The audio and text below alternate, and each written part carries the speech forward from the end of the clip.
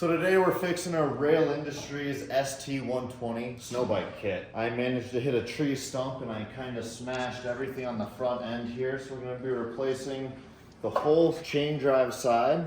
And I got the parts over here too. Right here we got new chain cover and then also the whole side panel.